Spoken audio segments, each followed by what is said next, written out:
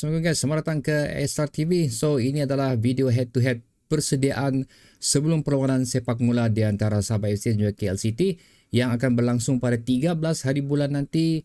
Ini perlawanan agak awal lah kalau kita tengok daripada apa yang dicatat di dalam jadual perlawanan tu. Perlawanan di antara Sabah dan KL City ni akan bermula pada jam 7.15 petang. Buat masa ni dan tak tahu kalau ada perubahan lagi. So sila bersiap sedia mengatur masa perjalanan anda agar tidak tersangkut di dalam traffic jam. Dan yang paling penting dapat parking spot yang cantik supaya senang mau keluar. Itu dia. So okay guys, seperti biasa untuk video head to head ni kita akan melihat mengenai on paper status perlawanan di antara kedua pasukan, history di antara kedua pasukan dan prestasi terkini di antara kedua pasukan. Dan di penghujung video ni aku akan meletakkan prediction terakhir aku tentang percentage pasukan mana yang memiliki kemampuan untuk memenangi perlawanan ni dan jumlah gol yang bakal dilakukan. So jom kita mulakan. Sebelum itu guys, di kesempatan ini kami dari SRTV ingin mengambil ucapan takziah untuk rakan seperjuangan kita penonton Sabah FC yang telah meninggalkan kita sewaktu perlawanan menentang JDT tempoh hari.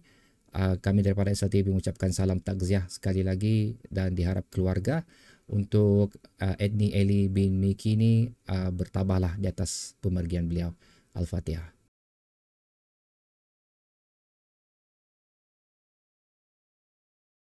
Jadi ni guys, adalah perjumpaan sebelum ni antara kedua pasukan. Aku ambil daripada tahun 2022, itu season lepas, di mana perlawanan tersebut tidak dimenangi satu pun oleh Sabah FC. Daripada 4 perlawanan yang telah mereka lalui, keputusan terbaik adalah seri yang telah dilakukan oleh Sabah di Stadium Nikas pada 1 hari bulan 9 2022 dengan keputusan 2-2. So jumlah terkumpul gol dan bolos yang telah dimiliki oleh Sabah FC, Sabah hanya mampu menjaringkan 3 gol dan bolos sebanyak 8 perlawanan, di mana perlawanan terakhir waktu pusingan pertama saingan Liga Super ni kita telah tewas sebanyak 2-0, manakala untuk saingan PLFA pula sekali lagi kita ditundukkan oleh KL City di Stadium Nikas sebanyak 2 gol berbalas 1. Itu dia guys. So actually kalau sebenarnya rekod tanpa kalah Sabah FC ni sebenarnya sudah lebur, tapi kita cuma ambil kira apa yang dilalui oleh Sabah FC di sepanjang saingan Liga Super.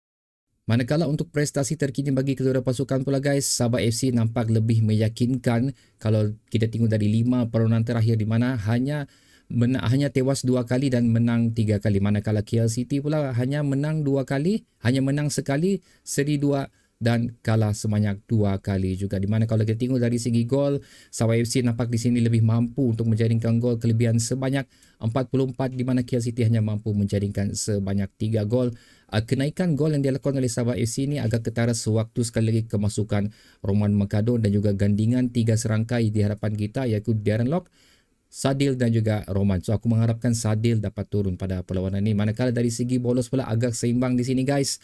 Kita tahu macam mana defenders kita sekarang ni bukan tidak kuat, tapi masalahnya sering kali melakukan kesilapan.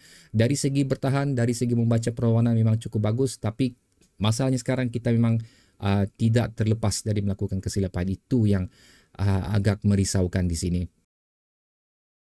Bagi kedudukan terkini pula guys, selepas 20 perlawanan yang telah dilalui Sabah FC kekalahan menentang JDT tempoh hari, kedudukan kita masih selesa berada di tangga ke-5. Sekiranya Terengganu ataupun KL memenangi perlawanan ni, kita masih kekal berada di tangga ke-5. Yang menjadi penentu sekarang ni, adakah Pahang akan tewas pada perlawanan seterusnya?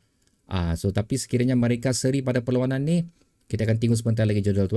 Sabah berkemungkinan besar akan berada di tangga ke-4. Jadi inilah jadual yang aku ingin share kepada kamu guys. Perlawanan penting yang menjadi tumpuan adalah Pahang menentang PDRM. PDRM adalah tim yang mampu untuk mengejutkan tim-tim besar. Mereka adalah merupakan satu tim underdog yang terbaik setakat ni. So ini adalah perlawanan yang penting untuk kita, dan kita mengharap PDRM mampu melakukan sesuatu dalam perlawanan. Dan seterusnya adalah perlawanan Penang menentang Kedah.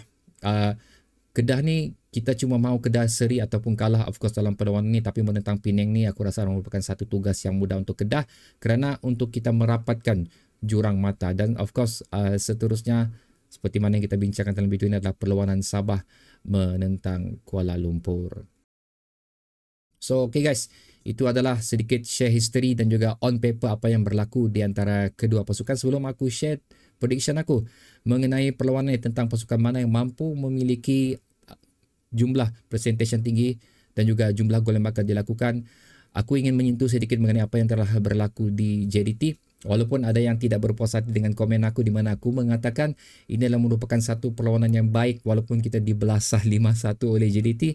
Tapi apa yang bagus bagi aku bukan jumlah, apa yang bagus bagi aku sebenarnya adalah prestasi yang ditampilkan oleh Sabah FC di mana kita sendiri tahu dan ini diakui juga oleh ramai peminat-peminat pasukan bola sepak tempatan kita di mana mengatakan Sabah FC tidak begitu bertahan dalam perlawanan ini di mana mereka masih ingin menyerang, masih cuba untuk membolosi gawang JDT di mana ia terbukti hasil jaringan yang dilakukan oleh Jafri Chu pada perlawanan tersebut membuktikan di sini sekiranya mentaliti, fizikal dan juga tempo seperti mana perlawanan JDT dibawa untuk perlawanan ke KL City ini, ditambahkan lagi ini adalah perlawanan home kita, aku berani mengatakan adalah merupakan big advantage untuk Sabah FC.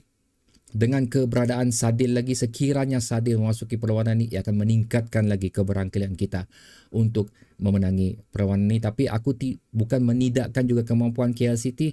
Apa yang telah ditampilkan oleh mereka, especially Romal Morales sekarang ni pun on form untuk menjaringkan gol. Beliau adalah juga merupakan salah satu threat yang terbesar untuk defense Sabah FC dan juga perancang mereka. Paulo Jose pun merupakan satu individu yang cukup menarik untuk berada mengemudi di bahagian tengah KL City. Tapi satu lagi benda yang aku ingin sentuh di sini, kekalahan kita bersama KL City adalah sewaktu zaman era Boyan Hodak bersama KL City. Itu adalah satu era yang berbeza di mana Boyan Hodak lebih tahu bagaimana untuk mengekang ataupun menumpaskan Sabah FC setakat ini dan ini terbukti. Tapi under coach baru ni kita tidak tahu sejauh mana kemampuan beliau untuk mengendalikan KL City untuk perlawanan ni. Dan satu lagi aku mengharapkan pemain ke-12 Sabah FC akan sekali lagi membanjiri Stadium Likas bagi membantu meningkatkan lagi semangat Sabah FC untuk meneruskan saki-baki perlawanan yang ada dan paling penting untuk mendapatkan 3 mata seterusnya bagi perlawanan ke-21 ni. So okay guys, percentage aku untuk perlawanan ni adalah 60% untuk Sabah FC. Minta maaf, bukan 45 situ, adalah 40% untuk Kuala Lumpur. Itu error lah, minta maaf semua. Kerana seperti mana benda-benda yang telah aku sentuhkan di awal video lagi, dan seterusnya ialah mereka ingin mengubat kembali kekecewaan yang telah dilalui sewaktu menentang Johor dan of course untuk mengekalkan lagi rekod tanpa kalah Sabah FC agar tidak menjadi 2 lah, setakat ni 1 saja. So agar tidak menjadi 2.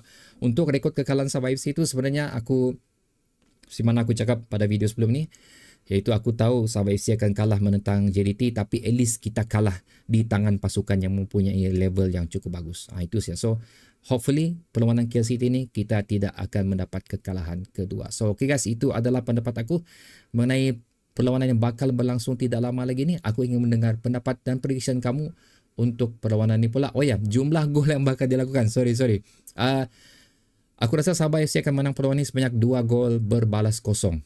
Itu saja yang terbaik aku rasa Sabah FC akan mampu lakukan sekiranya tidak ada Sadil. Tapi kalau ada Sadil, aku yakin perlawanan akan menjadi at least 3-1 di penghujung 90 minit perlawanan ni lah. So okay guys, sila letakkan prediction kamu pula di ruang komentar di bawah sehingga kita berjumpa lagi di video seterusnya. InsyaAllah aku akan buat watch along untuk Sabah dan KL City ni. So nantikan aku punya live. Assalamualaikum.